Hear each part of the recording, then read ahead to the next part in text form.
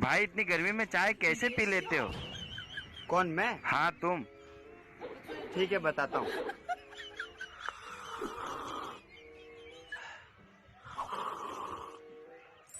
ऐसे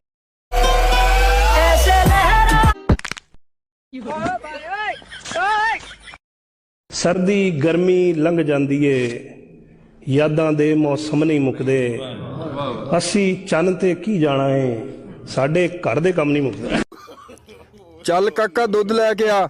मैं नहीं जाना दुध लैन। ਕਿਉਂ? वो तू गाना नहीं सुनिया? ਕਿਹੜਾ?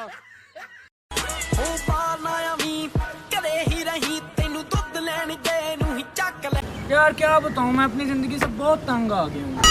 तुम ऐसा करो, अपना एक गुर्दा मुझे दे दो, मैंने आईफोन लेना है। हैप्पी एनिवर्सरी, आज हमारी शादी को 10 साल हो गए। हाँ पता है मुझे। तो उदास क्यों हो रहे हो? 10 साल पहले आपके अब्बू ने पकड़ा था ना पार्क में और कहा था यहाँ इससे शादी कर लो या 10 साल के लिए जेल चले जाओ। याद है जी, मैं उस टाइम सही फैसला कर लेंदा ना, आज मैं आजाद।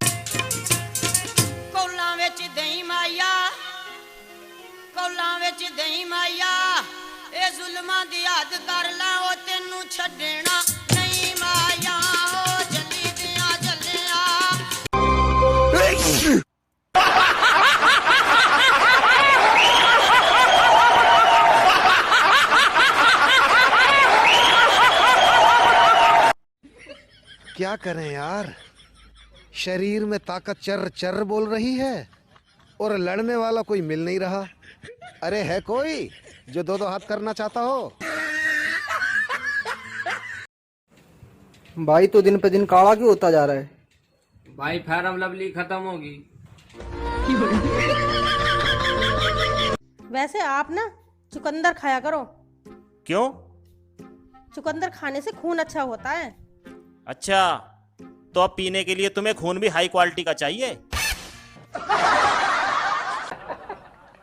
ਇਹ ਵੀ ਭਾਈ ਘਰੋਂ ਨਿਕਲ ਗਿਆ ਤੇ ਘਰਦਿਆਂ ਨੂੰ ਕਹਿੰਦਾ ਹੁਣ ਮੈਂ ਕੁਝ ਬਣ ਕੇ ਹੀ ਆਵਾਂਗਾ ਤੇ 2 ਮਹੀਨਿਆਂ ਬਾਅਦ ਨਸ਼ਈ ਬਣ ਕੇ ਆ ਗਿਆ।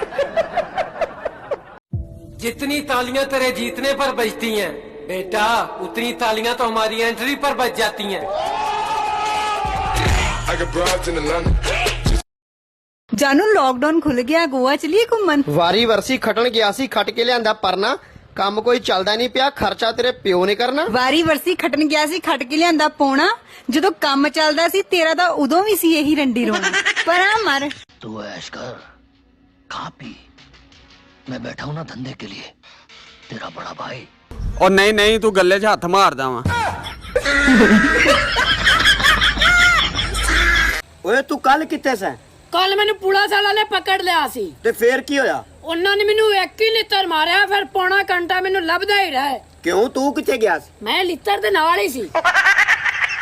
घर बैठे बैठे घर वाली ना इन्नी ज्यादा दोस्ती हो गई आ, गल्लां गल्लां च अपनी गर्लफ्रेंड बारे दस बैठा। जानू, आपको पता है मेरे पापा इतने लंबे हैं, वो चलता हुआ पंखा रोक लेते हैं। जानू लंबे तो मेरे पापा भी हैं, लेकिन वो ऐसी भैन यकियां नहीं करते। हम तुम्हें मारेंगे और जरूर मारेंगे, लेकिन वो बंदूक भी हमारी होगी, गोली भी हमारी होगी और वक्त भी हमारा होगा।